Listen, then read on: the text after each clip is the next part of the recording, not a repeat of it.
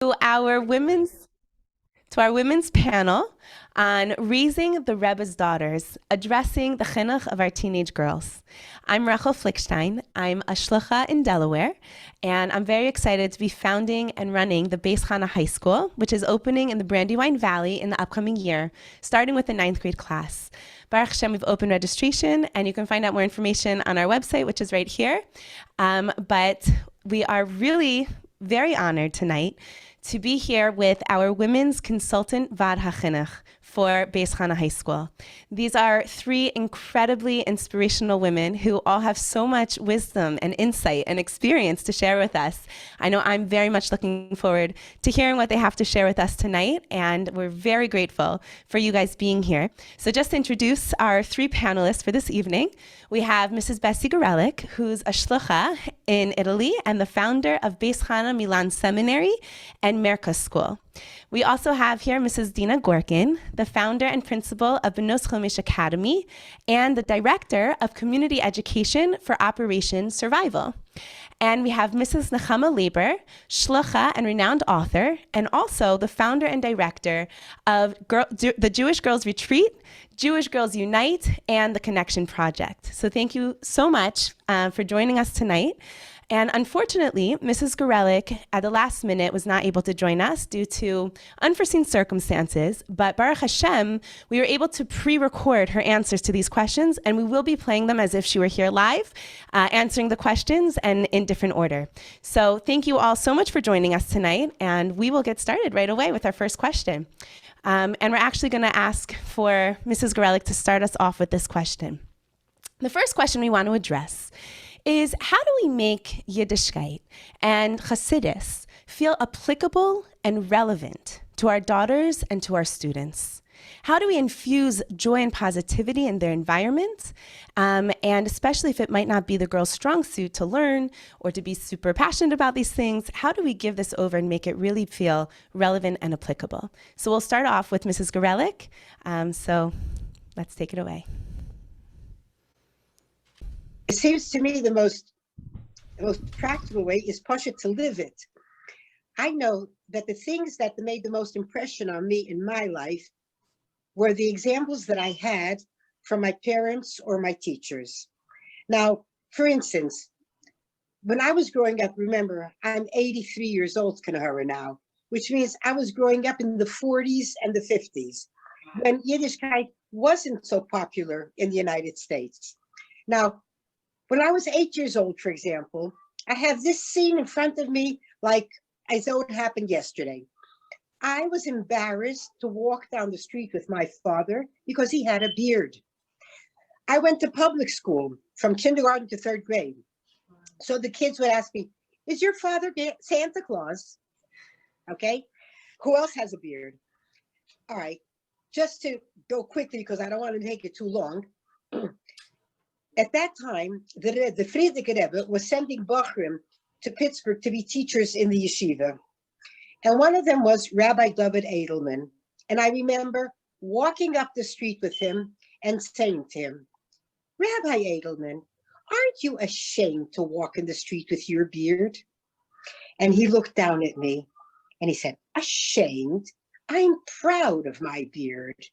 And I remember thinking as a young kid, this guy is nuts. He doesn't only have the seichel to be ashamed, he's proud. And those words, though, that he said to me, and the way he said it to me, are so engraved in my heart that till this day, I can show you the spot on Murray Avenue where we were when he said it. And every time I meet an anicle of his or anyone, I tell them the way he said that in the 1940s, 45, 46, whatever it was, ashamed. I'm proud of my beard. That made more of an impression on me than 5,000 lectures. 1946, 47, when the group of Lubavitchers came out of Russia, they're refugees. The Frierdiker Rebbe wanted to give them some chayas. 2 boys, 2 bachrim were chosen to go to Paris to give these people a bit of chayas. My husband, by the way, happened to be a bachro then, 16 years old or something, among those. One of the boys that was supposed to go was my oldest brother, Zalman. My mother did not want him to go. She was afraid that if he goes out of yeshiva now, he would never go back again. He didn't have his smicha yet. And she was, and she and my father, they thought that somebody else had chosen them, one of the secretaries, or somebody. Here is the scene that I remember. My mother is standing and crying. She doesn't want to send. My father takes the telephone. He says, let's find out who's sending them. In those days, the telephone was like this, okay? I was a kid on the floor, 7, 8 years old, listening to the Lone Ranger on the radio, and I'm watching this scene. My mother and my father. And my father, while he's talking to the secretary, he turns to my mother and he says, Das kommt von Rebbe. This is coming from the Rebbe. It was the Rebbe that chose them. When you touch a switch, a light switch, how long does it take for the light to go on? Instantly. That's how my mother stopped crying. She's getting my brother ready, and he's going to Europe. And he was away for 6 months. Wow. Again, they didn't even notice I was on the floor. They did notice. They didn't notice. It made no difference to them. That scene is so engraved in my head of what it means to be mekusher to the Rebbe and to listen to what the Rebbe says. They never lectured us about the Rebbe. They lived the Rebbe. And because they lived it, they were able to transmit it. That's what I want to tell parents. Kids, you can't fool kids. When they'll see the way you live, if a mother isn't dressed tzniustically and she wants her daughter to wear a long skirt, the kid's not going to do it. If it's good enough for you, it's good enough for me. If our parents will behave the way they want their children to behave, that is the biggest lecture you could give. Don't lecture your kid. You don't want to be lectured. Why should they want to be lectured? Okay? A living example.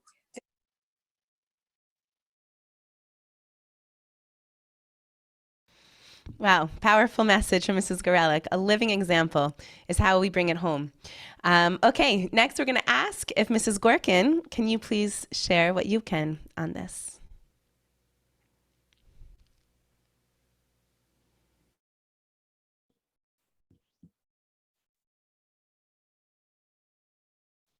Sorry, my screen is giving me a little bit of difficulty.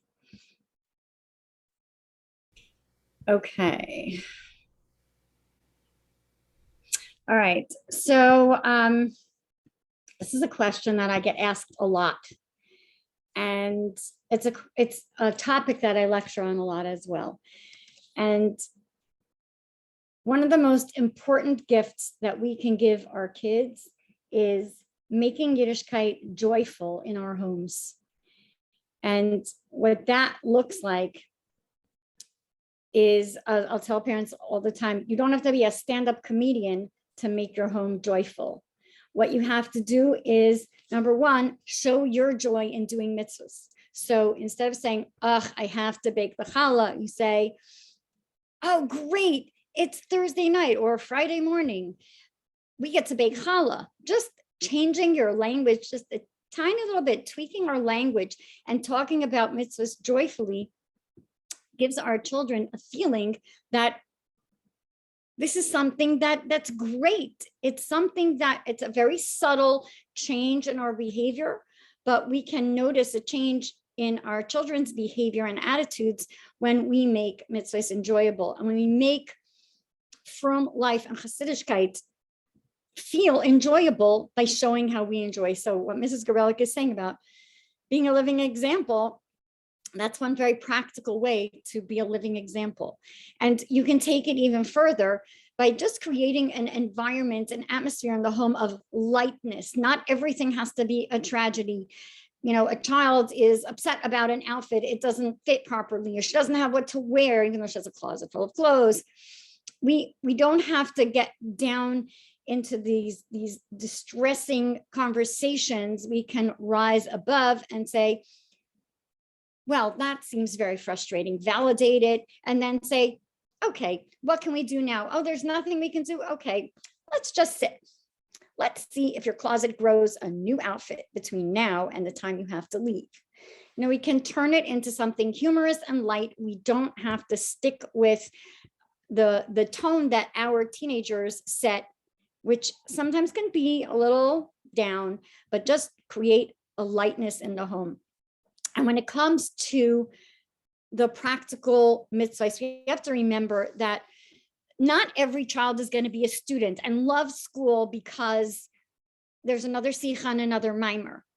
There are going to be kids who go to school because it's a social environment, and we should encourage that. We don't have to insist that our kids get straight A's. What we should really work on is their work ethic and understanding that Hamaisa Hua Ikar, which the Alter Rebbe quotes in Tanya many times. He says practical mitzvahs are what it's all about. So, and that's why we do mitzvahim, to get people to do practical mitzvahs. And the practice leads to internalizing the feelings of connection to the Eibishter. So again, going back to the beginning, which is making mitzvahs enjoyable. The kids who aren't the perfect students, let them find other ways of expressing their avodas Hashem and their connection to Hashem besides just learning in the books. Let them go on mitzvahim. I've seen kids who are just not your typical students blossom in the action area of mitzvahs, and that's something that we really should encourage our kids to do in whatever way is enjoyable to them. Amazing. Thank you so much for sharing. It's very powerful. Making it enjoyable and finding what's fun and enjoyable for that child and doing it in their way. So special. Okay, Mrs. Laber, we're on to you. Oh, you're just muted. Let me unmute. Okay. Thank you so much, Mrs. Flickstein, for arranging all this. We really appreciate all your effort. So I think I just want to add on to the two beautiful points that we heard, mainly about living it, being an example. And I personally feel very close to this hara from the Rebbe, which was given to my father in Yechidus, in my father's early years as a teacher.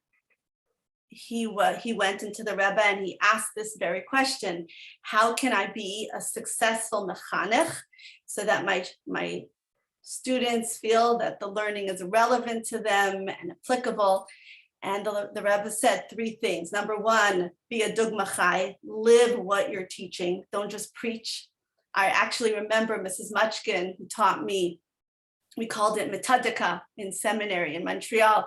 She said, you're a teacher, not a preacher.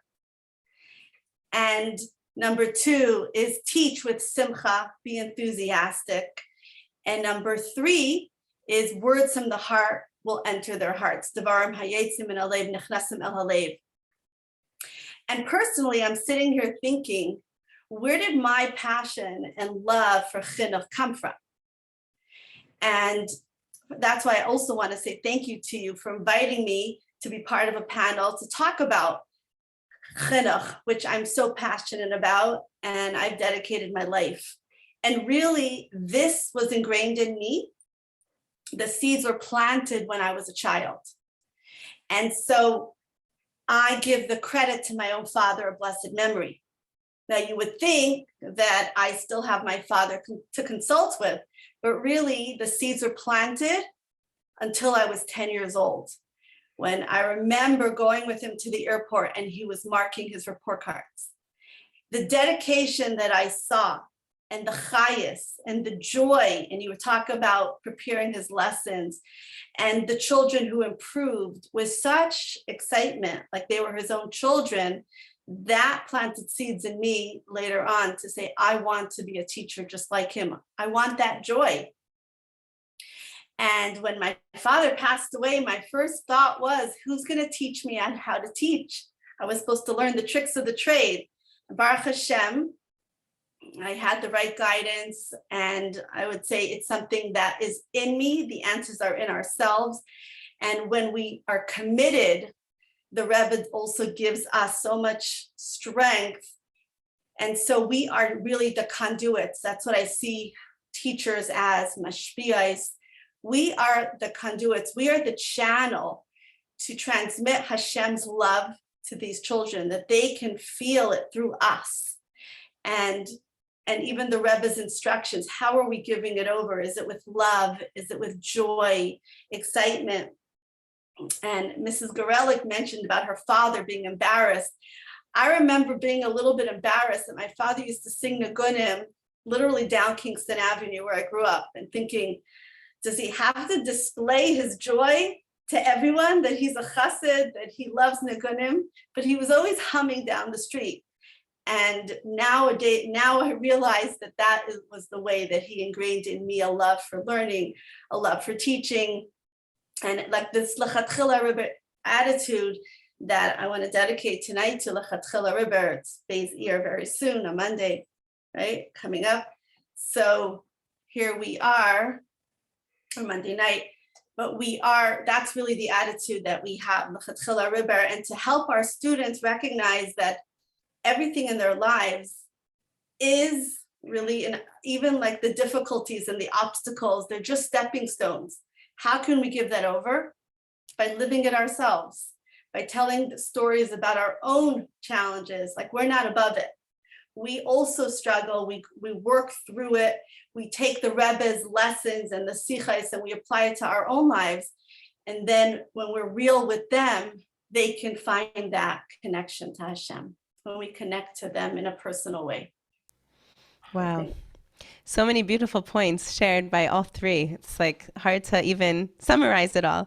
But one of the things I've seen that all three of you mentioned was also that obviously being the example and being real, making that connection and not being so intense in it, but really taking it with the lightheartedness and giving it from the heart with the heart, and it enters into the heart.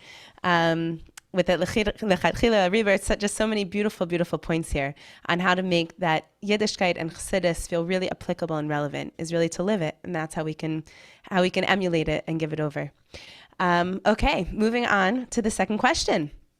So as parents and educators, how can we help our teenage girls feel safe turning to us about anything? How do we impart our standards, our values, when maybe our girls might be struggling with them, without creating friction or pushing them away, especially given the generational gap, which seems to be forever expanding? How do we still make sure that there's a connection there? And so for this question, we're going to ask Mrs. Gorkin to please start us off. Okay. So trust is built over time and through experience. And I have found that some of the students who've trusted me the most over the years, it was because there was a crisis and I was the person that was in the right place at the right time to help them through the crisis without compromising their integrity or their confidentiality. When you build that kind of trust, when kids know that they are able to tell you something and you can hold it, you have space for it, and you don't make everything into a big deal, they are really able to connect with you no matter what your age is. I find there to be no generation gap between myself and my students, even though I don't understand all the things that they want and do. The communication and the connection, there's no gap. My parents, as a teenager, my parents let me know that there was nothing in my life that I could tell them that was too scary or too wrong for them to be able to handle. I knew my parents could hold anything I did, no matter how ridiculous or how scary. And that was huge for me, that I knew I had trusted adults in my life that made me feel safe. In my office, I have a sign that says no judgment zone. And it's so important for kids to feel heard and seen and not judged, even if what they're doing is not perfect.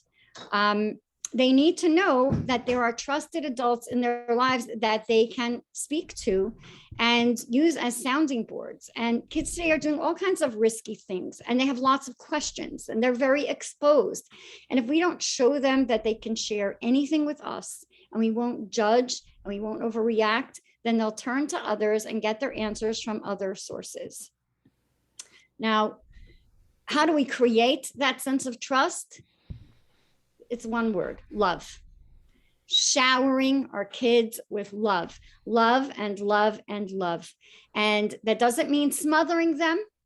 It doesn't mean hugging them and kissing them all day. It means listening to their love languages, listening to what it is that they need from us and providing it and giving it without measure and without judgment. And there's so many letters from the Rebbe that speak about this, about the connection. And the reason that this connection is so important is because the bottom line is we teachers, we parents are Torah. We are Hasidishkeit. We are Yiddishkeit. If our kids love us, they will love Torah. If they love us, they will love Yiddishkeit and Hasidishkeit. And there is no other way.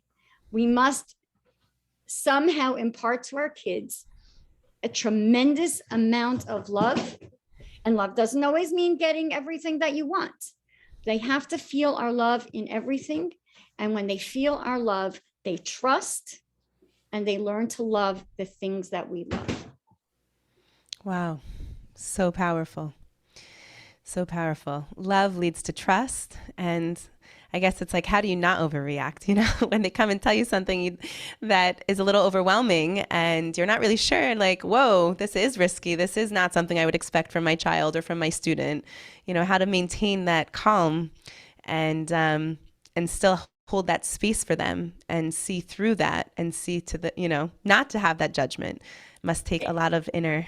A lot of practicing your poker face. Right. Inside you're exploding, but to your child, you're holding that poker face. Wow. Very powerful. Okay, Mrs. Laber, we're on to you. Okay, thank you. That was really beautiful.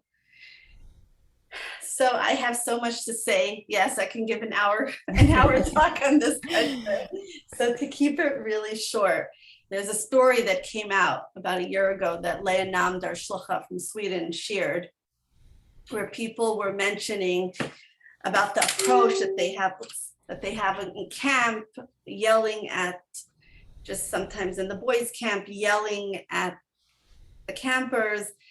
And she was mentioning a story about the Rebbe. And she told about a time that it was right before Farbrengen, and a fight erupted between an Israeli and a French person, and over the seat, and there was yelling. And then the Rebbe walked in, and 770 became quiet. There was a hush. Everybody turned to the Rebbe, and the Rebbe began speaking. And she writes that something that had never happened before, or she had never seen, that the fight continued right then and there, like it erupted again, and there was a lot of noise coming from a corner.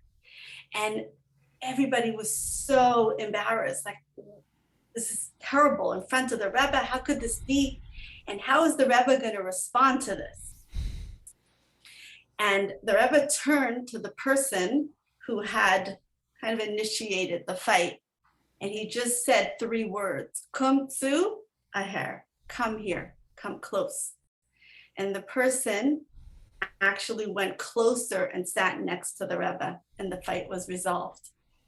And the message that Leah brought out was, it's so easy to say, hey, you get out of the shul, get out of Lubavitch. What are you doing here? How can you behave this way? And to the Rebbe, someone like that actually needed to be brought closer. And later on, this person stood up and apologized publicly for what he had done. No one had to tell him to apologize. This is really the Chabad approach, is that a child who's acting out, a child who isn't following, the appropriate rules, is someone that really needs more connection, and to look for ways to connect, to bring this child closer, this teenager, because there's always a root. At the core, everyone is good. And this is the message we want them to know. Dayenu, you are enough to celebrate. We celebrate the fact that you're in school today. We're so happy to see you. Dayenu, that you actually have your books in school, and to notice what they're doing right. Sometimes we're programmed for perfection, and that it's a reflection on the teacher or the parent. But really, the way a child grows is through acceptance. It's through noticing who they are right now and saying, you're enough right now. We love you the way you are. Not to say that we don't want you to grow, of course. But if a child feels that nothing that they do is ever going to be enough, and they're going to be constantly corrected, then sometimes struggling children will just give up. So I say, let's use the language of connection versus correction. Connection is, let's tell them how grateful we are to be in their life, to be their teacher, to be their parent. Let's recognize their qualities and build them up. And one more point is that you just take it from the 4 sons, actually, in the Haggadah. You can see the approach to children. So if someone is a chacham, they ask too many questions, it's so easy to brush them off. Let them know that their questions matter. And even if there isn't time during the class, but you want to listen and you want to take time to hear them. I've heard so many stories from girls who tell me that they have questions and nobody wants to hear them. There's no time for you. If a child, it would be considered not a Russia, but you know what I mean, somebody who's not in the box doing everything the way they should. Still, no matter what, we want them to know that they are a neshama, that they belong, that they're part of the Jewish people, that we want them here. You shouldn't feel like, you don't really belong here. We're doing you a favor. And the tam, what do we say to the tam? Simple, sincere. We tell them the story with excitement, with enthusiasm. We need to get them excited. And then there's the child who's silent, who doesn't initiate, who doesn't speak, who doesn't ask the questions. And what do we do with such a child? We ask them the questions. We teach them self-discovery, powerful questions. We show them that we're curious about their life. And through that, they will come to hopefully learn more about themselves because they see our interest in them. And so, of course, as the famous saying goes, "Chanech lenar al pi darko," let's meet each child where they're at, and through that, they will grow. Wow. So beautiful. Connection versus correction. I love that. And thank you for explaining what that looks like also. That connection of being grateful to them and recognizing who they are and bringing that out in the different ways according to that child. Okay, beautiful. Now we're going to ask Mrs. Garelik to share her piece on this. That is what I want to say. I was really thinking of a second thing that I wanted to tell you about this, about the generation gap. We think that in every generation, every single generation has its nisyenis. Maybe I shouldn't be talking about this so much in public. You'll excuse me. I'm an old lady. What's going to be? I was 14 years old. I had crushes every month to Gnoshik. I never had anything to do with the guys, but I had a crush on a boy. I have a crush on a boy. My mother happened to come to New York. I was in Bais Chana at the time. And she says to me, "You like so-and-so, don't you?" "Yeah. But you think he's going to wait for me?" I was 14. He was 23. "You think he's going to wait for you?" I said, "I don't know, but it's just fun to have a crush." 2 weeks later, he became a chassan. I later found out it was my brother-in-law that read the shidduch and made everyone promise not to tell me. My mother wanted to prepare me. I shouldn't be disappointed. A 14-year-old chinuch, excuse me. And what did I have? I had a stupid crush, but she didn't want me to be disappointed. So she prepared me and asked me if I thought that this boy was going to wait for me. I was 16. I had another crush. Of course, here it was a little bit more. I was 16 years old. And when I had a crush, everybody knew. There was no secret, One of the girls in my class, her brother, he was a friend of this boy that she comes to school and oy vey, what's going to be with Bessie? So and so became a chassan, this boy. And Taka, when they told me, I was devastated.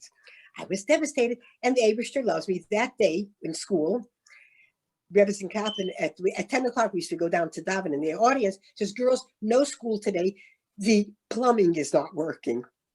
Okay, fine. So we all went home. I didn't go home like everybody. I went through a different street because I was crying and I was so upset. I went into a candy store and I called home to Pittsburgh, collect. We didn't even use a telephone practically.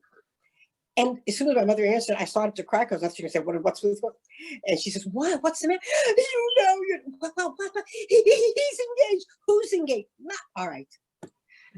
So when I told her, imagine, my older sister was married. She says, Kenny, come tell Bessie. I never wanted him for her.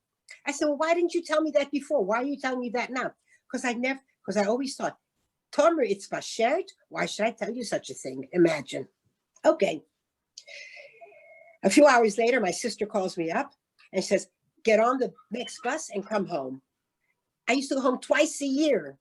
Get on the Grand bus 9 hours ago from New York to Pittsburgh. Okay, come. And the whole weekend, they had to comfort me. Okay. And I thought, yes, it'll pass, but I'll never love anyone like I loved him. And of course, 6 months later, I was thanking God, but that's another story. And I come back to New York Sunday morning, and I see Rebbetzin Kaplan. And I said, oh, Rebbetzin Kaplan, regards from my parents. Regards from your parents? Yeah, I was home for the weekend. You were home for the weekend? Yeah. What am I going to tell her? Why I went home for the weekend? Tell Rebbetzin Kaplan. And she goes to me, Basie, you're making me very curious. I couldn't resist that. Imagine, I was telling this to my girls in seminary, and I had a girl there from Bais Yaakov of Antwerp. I said, and what do you think she said? So I said to her, I said, well, there was a boy I liked and he got engaged. Imagine, I told Rebbetzin Kaplan. I said, what do you think her reaction was? And this girl says, from what you would expect in Bais Yaakov, get out of my school, get out of my school. She answered me, Basie, was it as serious as all that? I couldn't believe it. She didn't condemn me. She didn't tell me this pasnish for dear. She didn't say that's not for a Bais Yaakov girl or not for a 16-year-old. She didn't say that. Was it as serious as all that? Okay. So my parents never made me feel guilty because I liked boys. And my menahelis didn't make me feel guilty. They all trusted me, and Baruch Hashem, there was nothing that they couldn't trust about it. And they didn't make me feel guilty at all. Okay? Parents, kids should know. First of all, kids have to know what parents want. Kids have to know what their ideals are. But they should know it because they see it, they live it, they feel it. And parents should show how much they love their children. They shouldn't be so, what's the word I want? I can't speak English. I can't speak any English anymore. They shouldn't be so judgmental. They shouldn't be so judgmental about them. Understand them. They're young kids. So what? Obviously, we don't want them to be going, chas v'shalom, arot from beg. But I think if the kid feels that the parent is on their side, that the parent is there to defend them, that the parent is there to understand them. And then you know what? You have to pray. You have to ask the Eibishter for a bracha that you should be matzliach in bringing up your children.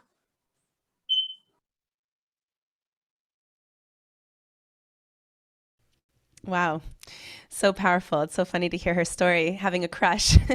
But what an amazing reaction from her parents to not make her feel guilty and to just have such an incredible way of hearing her and accepting her where she is, like what Mrs. Gorkin and Mrs. Laber were saying, of really trying to come to a place of understanding where she was holding. And you think of like the Alter Chassidim and how they would react to something, you know, like, what? That's crazy. And just to show such support and such love. And then they trusted her, like on her own, that she'll be in the right place is really unbelievable. And also what she said, you know, we asked about imparting values. And she said, you don't have to preach. You don't have to lecture. You just have to show it. And that was in both of them, her message both times. You just have to show it. You have to live it. And they'll know what your standards are. And what a beautiful way to make that connection and not the correction. So very powerful. Okay, we're going to move on to our third question for tonight. When my daughter and her friends or my students together are not all on the same page, how do we enable them to positively influence each other instead of the opposite? Okay, so for this question, we're going to start with Mrs. Laber.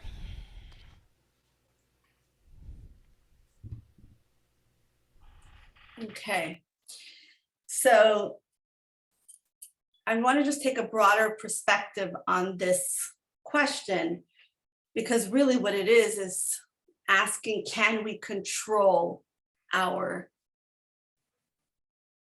children or our students, right? Can we tell them how to be a positive influence or who to be friends with? Is that really possible? And what happens when you tell them, don't be friends with this person and yes, be friends? Are they really going to be impressed by that kind of attitude? So what the root of this question is, our children really can be influenced. They're no longer sheltered like it used to be. They have access to all ways to find out whatever they want and to be under all kinds of influences. So the real question is, how do we how do we instill values where our students, our children will be so strong that they will be the influencer? How do we guide them in such a way that their Yiddishkeit is from their pnimius, it's from the inside out, that they truly own it? They're not doing it because the teacher's in the room or because they know the parent is supervising. Where do they gain that ownership? And I think it really comes from a place of them creating something that's their own. And if you look back in Jewish history, you see that even after all the miracles and the Jewish people, saw the splitting of the sea and Matan Torah, still 40 days later, they were able to sin and worship a golden calf. How's that possible? If everything was so revealed, godliness was not concealed the way it is now. So the Rebbe asks this question, and he says it really has nothing to do with the revelations. And people ask the same question about, the generation that didn't see the Rebbe. How's it possible? How can they be strong like our generation that we were able to see the Rebbe? And really, because it's not about the miracles that we see. It's about how internalized are the values that we're teaching them, and how do values become internalized. Once the Rebbe wrote a letter to somebody who was having medical anxiety and having, difficulties in his life. And the Rebbe said, I'm just reading the letter, he said, you should follow the directives of 2 medical specialists and muster strength in your trust in God, who will no doubt restore your former health with blessings for a speedy recovery. And then he ended with people study and study, but when it comes to practical application, where's the trust? Vu is there betachan. And so you see that after the atonement for the golden calf was building the Mishkan. Let's build a Mishkan. When the Jewish people built the Mishkan, there actually was no complaining. Even after Matan Torah, there was still complaining over the water. There was all kinds of trouble going on in the desert. But when it came to building a Mishkan for Hashem, there was unity, there was joy. And later on, Moshe Rabbeinu benched the Jewish people He should bench that the work of their hands should bring the Shekhinah down. That's what it is. They need to create it. They need to build it. Al tikri banayach ela bonayach. Don't call them my children, but my builders. Empower them to build, to own their Yiddishkeit, so they influence their friends as opposed to their friends influencing them. We no longer even know. Somebody could look from, we don't know what's in their heads. We can't control what our children are exposed to, but what we can is empower them to use the gifts that Hashem gave them to build, to bring the Shekhinah into the work of their hands, to give them projects where they own their Yiddishkeit, to create teams in the school where they create something together, whether it's a magazine, and I see the beautiful productions. I know that has a great impact. Or even my students for last year, they created cards for the Seder. Some of them designed, the other ones, together they created applications for each step of the Seder to their own life. And it became a game that they created. And the more we channel them to really dedicate their talents for Hashem, they'll own it, and it becomes a part of them, not just something that they learn. It becomes integrated into who they are. And the word chinuch actually means dedication. Our job is to guide them, to dedicate them to their unique individual purpose that Hashem has put them in this world for. And then we know that they will be influencers.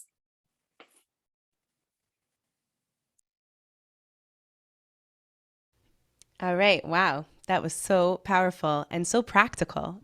I love how you really brought it down to a very practical level of inspiring our daughters, our students to use and to create in order to own it, and to really be able to have it come from an inner place and bring it to that inner place from them working with it, from using it in school, out of school, with their talents and with what Hashem has given them and gifted them with.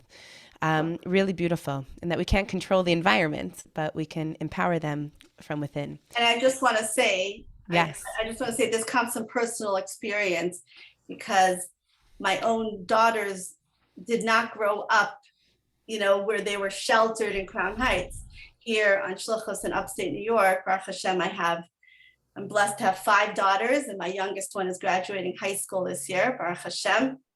And each one of them has learned to discover her talents and use it as part of our shlichus. And they did not grow up with friends that were exactly like them. They have friends of all different backgrounds. And that was something that I saw is possible. And even our camp, Jewish Girls Retreat, they were exposed to girls of different backgrounds.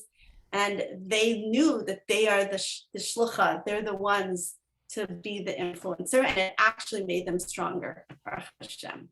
Beautiful. The shlucha, the influencer. Love that. Okay, Mrs. Gorkin, on to you. Okay, well, see the dilemma. First of all, I want to add to what Mrs. Laber was saying, that it actually alludes to the current Tanya, which speaks about love of Hashem and how there are different levels of love of Hashem. And nobody can know what your level of love of Hashem is, because Hanistareth Hashem Alekeinu, right? The hidden things belong to Hashem. The Haniglais lanu uvanenu. What's the niglais? It's what we do, right? So what we do is what's important. And again, it goes back to the same thing. Whatever is practical, whatever we can get our kids to do, that's what sticks with them.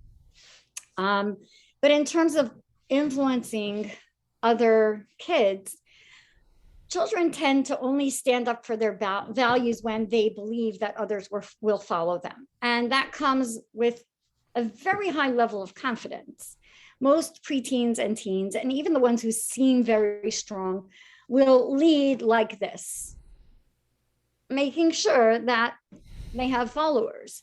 So unless you have a Tom Sawyer type who is able to say, oh, I don't want to go to the beach and have fun. I want to paint my aunt's fence, and stand there painting the fence and getting all the friends to join. I don't know if anybody here has read Tom Sawyer. But it's, takes a really high level of confidence to be the pioneer and get other kids to follow. And as I said, most preteens and teens are not holding there. The interesting thing is that I just came from my granddaughter's bas mitzvah. I literally came from the bas mitzvah right here. I will then go to meet my brand new granddaughter who was born yesterday. So Mazel tov. from simcha to simcha to simcha. Wonderful. And I had the privilege of reading the Rebbe's letter at my granddaughter's bas mitzvah.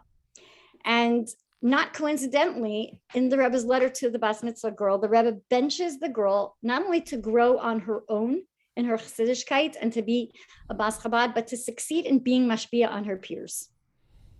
So if the Rebbe gives this bracha, then obviously he believes it's possible. Now, because, and Nechama mentioned this, as kids today have so many outside influences. And I recall, must have been about 20 years ago, maybe a little bit less, Rabbi Herschel Fried spoke in Olei Torah to a group of parents, and someone asked him, must have been more than 20 years ago, someone asked him, what can we do to stop the internet? And Rabbi Fried, in his very calm, cool, and collected way, just laughed and said, nothing. He said, all we can do is teach our children to make good choices. And then daven that they do. How do we teach children to make good choices? When situations come up at home, we sit with our children and face to face in an authentic and connected way, talk about the options, just talk them out, explore what outcomes will there be given the different choices in front of them. And when we sit and have those conversations, and hopefully from young ages, we are teaching our kids to really consider what they have in front of them and to make their own choices. When we empower them to make good choices, and it can be something small. It doesn't have to be, should you go out with these friends till 2 o'clock in the morning? It can be choices about what kind of backpack to order for school. Let's look at the choices. Well, this one is very nice and expensive, and maybe you could have it for 2 or 3 years, but it's heavy. Are you going to want to carry something that heavy? As opposed to this one, we might have to replace it, but maybe it will be more comfortable. What do you think? How do you feel about this? And really empowering them to make choices from as young an age as possible, so that when situations come up, they're used to doing this. And it doesn't mean they're going to always make the best choices, but they're going to be used to this concept of choosing. And we know Torah talks about choosing all the time, and it says uvacharta b'chaim. So we know that making choices is something that we should get used to. We should get our children used to. And I tell my students all the time that your brain is still developing as a teenager, right? And there's a lot of neuroscience available now. And, hopefully we've all read some good articles and good books about this. But the front part of our brain, the prefrontal cortex, is the last part of the brain to develop. And that's the part of the brain that is responsible for our making good choices, delaying gratification, impulse control, higher cognition, higher order thinking. And I tell my students that sometimes you will make impulsive choices that aren't the best things for you because that part of your brain isn't fully developed, and that is developmentally appropriate. And when you mess up, sit your parents down and say, Mom, Dad, I'm 15, and as such, my prefrontal cortex is not yet fully developed, and therefore I have made this very, very poor choice. I hope you will support me through it. As parents and as educators, we have to be cognizant of this and realize that when our kids and our students make poor choices, our job is to walk them through, support them through the consequences, and let them know, once again, that we are the safe people and that there could be better choices to make in the future. Wow, beautiful. So powerful that it's all about the choices. And again, keeping that calm, but being able to walk them through and be their support person through their mistakes instead of their corrector through those mistakes is a really very powerful message. And teaching them to make those choices from a young age empowers them to be able to continue making choices as they get older. And I love how you said to sit their parents down and what to say. That's beautiful. All right, let's see what Mrs. Garelik had to share on this. Peer pressure, like I said even before, peer pressure didn't start today. It's always been there. No two ways about it. Peer pressure can be very dangerous also. And I think, again here, like for instance, I remember when my kids were growing up in Milano. You turn 16, you get a Rolex watch. Oh, not bad, huh? You have to remember. No, you have to remember, these people, these were survivors from the Shoah. They felt they have to give their kids what they can. They, Baruch Hashem, were earning money and had the possibility. But I remember telling my kids, I'm glad I can't afford to get you a Rolex watch, because if I could afford it, maybe I would fall into the same trap. I don't think you need a Rolex watch. I don't think a Rolex watch is necessary for a 16-year-old. And so I'm glad I can't get it for you. I faced the thing. I faced the situation. I discussed it with them. I told them. And that was it. They knew they were not going to get a Rolex watch. Right? I couldn't, thank God, I couldn't afford one. But I was glad I couldn't afford it, okay? You have to understand, what is the peer pressure? If the peer pressure is Letev, if the peer pressure, though, is bringing them not to dress properly, not to act properly, you have, I wouldn't make it a law. I would sit down and discuss it with them. I would sit down and explain to them and show them. And also, again, if they see that you understand them, it makes a whole different ball game. A whole different ball game. You know, it's like, I don't know, I'm always going back to the same stupid business to me with my crushes on boys. I remember calling my mother. I was about already 16, 17. I was in seminary. There was this very handsome boy in Tervadas that wanted to go out with me. I call home, Ma, there's this handsome guy. She says, so? I said, yeah, but he's not Lubavitch. So what should I do? My mother answers me, is Tonkin. I said, but Ma, he's so gorgeous. So, but Ma, he's not Lubavitch. This went back and forth. She didn't one time say, no, that's not for you. No, I kept saying, no, he's not Lubavitch. No, he's this, but he's so handsome. But I want, okay, fartig, garnishing of arm. It was nothing. Finished. But because I decided no. 2 years later, when I was in Pittsburgh, I was already 19. One of my friends got married to a boy from Mir Yeshiva. So of course his chaverim came to the chasna, and one of these boys wanted to go out with me. I didn't want to go out with him. I didn't even know I didn't want. Anyway, she says to me, at a certain point, she says, do me a favor, just go out and say no. So I tell my parents, I said, you know what, Ruthie wants me to go out this week. My father, a Chassidish Yid, doesn't get more. My father, he said, go out with the boy to say no. This I never heard. Wait a minute. He says, Meile Jennerbacher 2 years ago, had you gezegen the hearts. This time to go with, I couldn't get over it.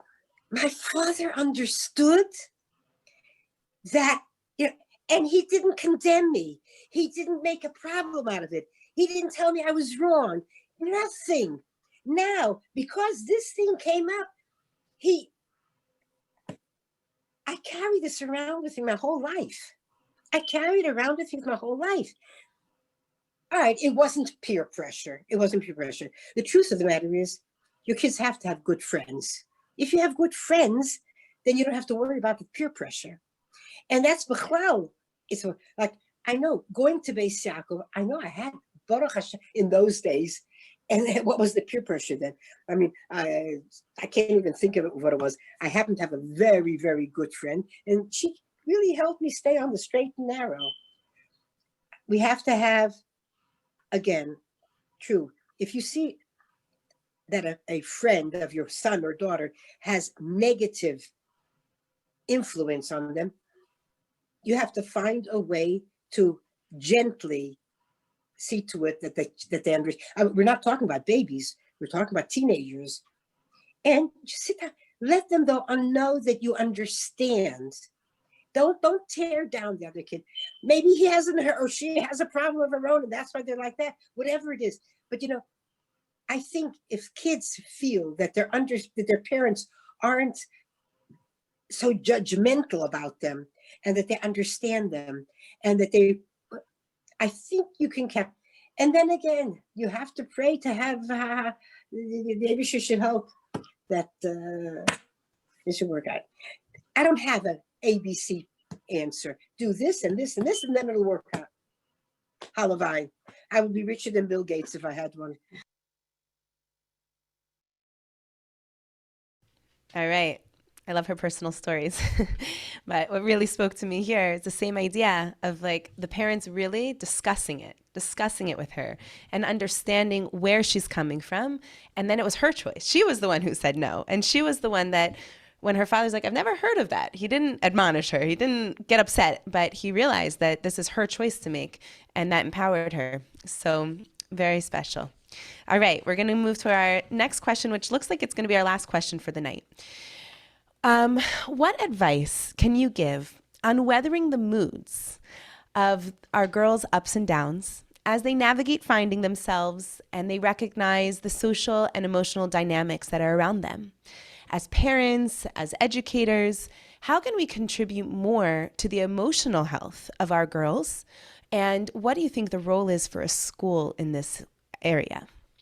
Okay, for this, we'll start with Mrs. Gorkin.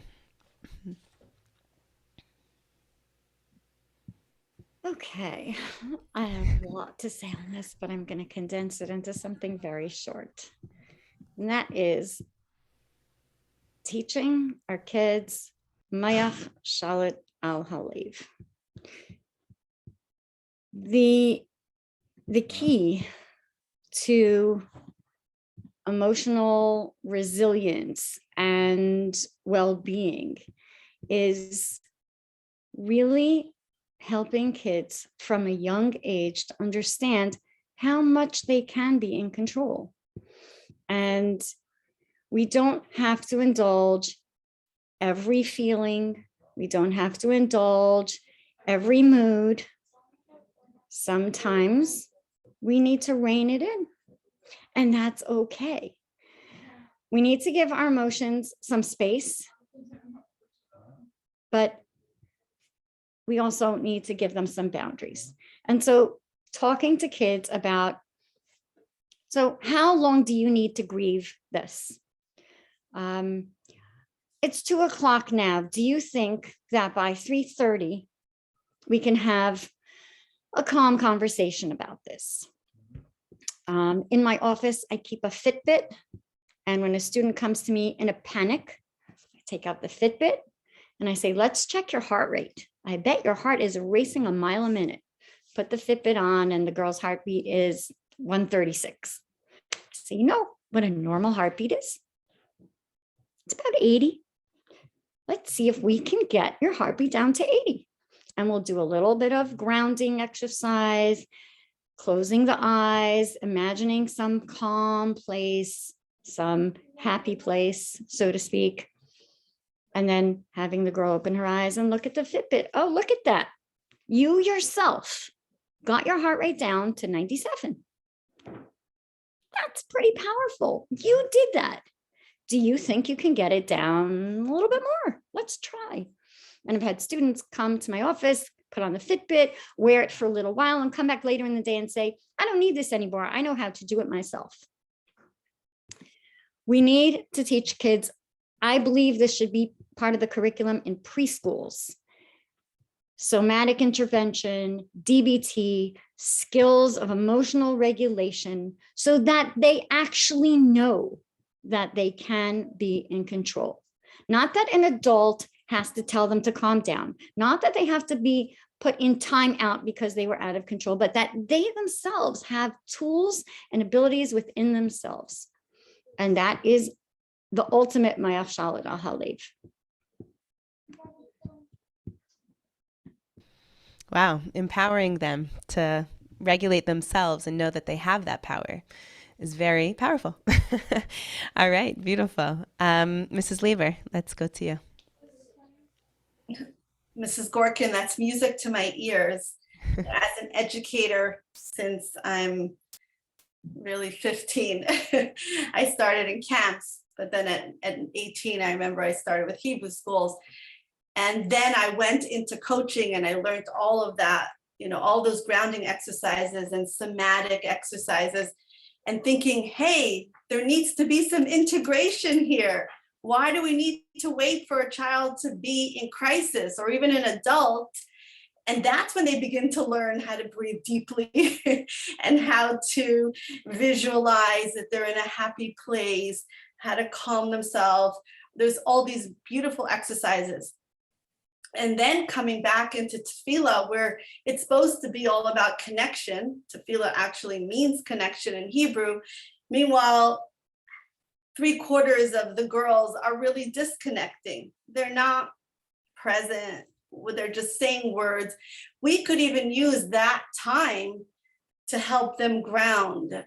And I'm very big into this. This would take another hour or two workshop, where I'm just saying Moda'ani lefanecha and meditate on it and breathe nishmasi, which is Hashem breathed a neshama into me. And with every breath, Hashem is speaking to me and saying, I believe in you, Rabba Menasecha, and make your day awesome. And to have those grounding affirmations that are based in Torah, that would create integration between the mind and the heart, which so often with teenagers especially, it's like two different worlds. When I went to Alaska, I realized it's like there's Alaska, it's really cold, and then there's the other 49 states. There's big separation. It's like our mind and our heart. We need to bring the two together. And these somatic ways, even, Miriam Hanaviah taught us how to do that, like dance. Sometimes we don't always have the mastery of our mind over our heart. Sometimes it's an action that will speak to our body. Like the idea of dancing is doing something.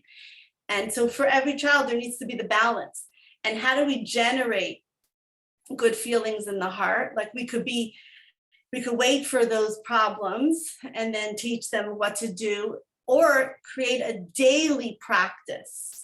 And that's what I train teachers to do, and my counselors in camp and is start off every day with, why are you grateful? Maida'ani, and make it personal. And I have a formula that goes according to the acronym of GROW. What's my personal gratitude for my soul, body, and everything else that Hashem has given me? And then Persuke de Zimra, how do I recognize Hashem in my life? Look around, look at the beautiful world created for me.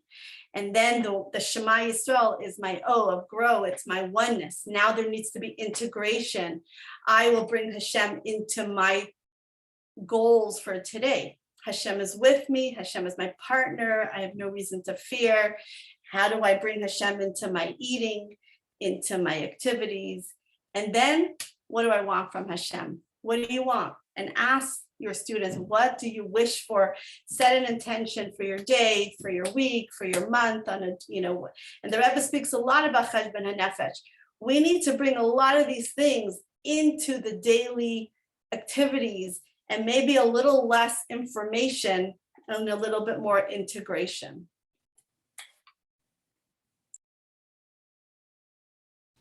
I love your sayings. Connection versus correction. Now we have maybe less information and more integration.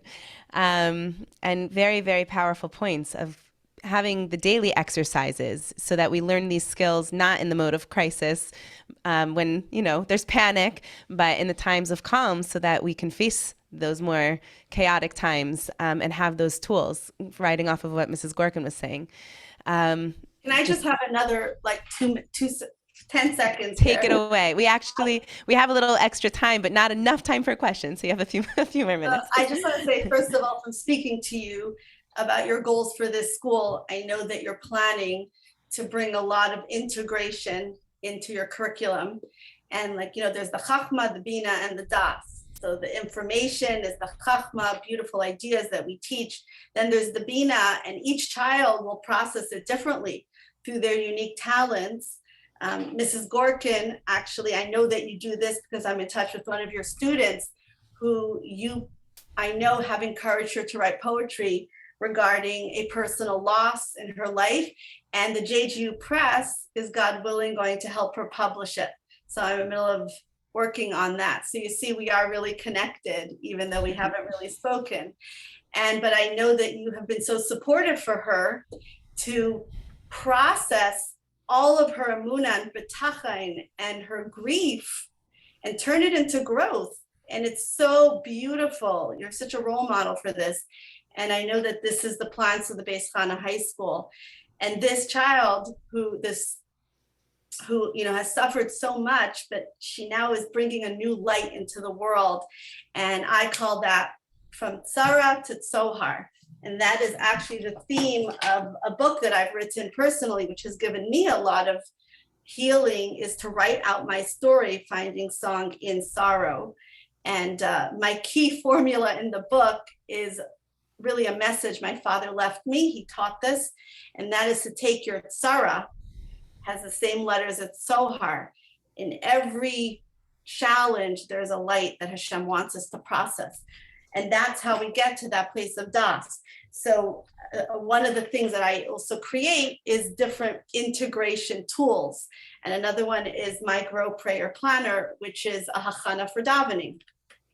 And it has the G, the R, the O, and the W, a place for our students to write their own personal gratitude. It could be based on Pakeach Ivrim. Thank you, Hashem, for my eyes, that I can see, the beauty in today's world, the blossoming trees. My Haggadah journal takes the whole Haggadah and personalizes what is your Egypt. And it goes through the Haggadah highlight selections and helps the students bring it down into application. I have another curriculum based on the 7 Nevi'os, 7 voices of leadership, using the stories of our Nevi'os to integrate into the way that we lead, each one having a signature voice that we can discover within ourselves. So this is why I'm very big into bringing it down into the heart and through different tools, and then even having the girls create their own books and their own publications. 2 of my students actually created a magazine called Mashahu Magazine. They have like 100 subscribers, and they work on it. And instead of focusing on what they're, stay away from technology, they're using it for the right reason. Wow. So I just wanted to share. Again, it's always so practical to bring it down with real tools and real resources and the ability to make all that information relevant. And it's all about, like you said earlier, we can't control the environment. We can't control the internet. You can't say no. Yeah, well, let's stop the internet, right? But it's how are we empowering our girls to use these things and to make those choices, and ultimately to be able to create and express and integrate everything that they're learning on a day-to-day basis with these tools and meditations and grounding. And so we've covered so much here tonight. And obviously there's so much more that we could cover. We barely get through half the questions that were submitted before. And please look out, because we do plan to have more of these types of panel discussions. But you can see that Bais Chana High School is incredibly blessed and privileged to have such an amazing consultant Vaad HaChinuch, that I've had such an incredible opportunity of learning so much from these amazing women.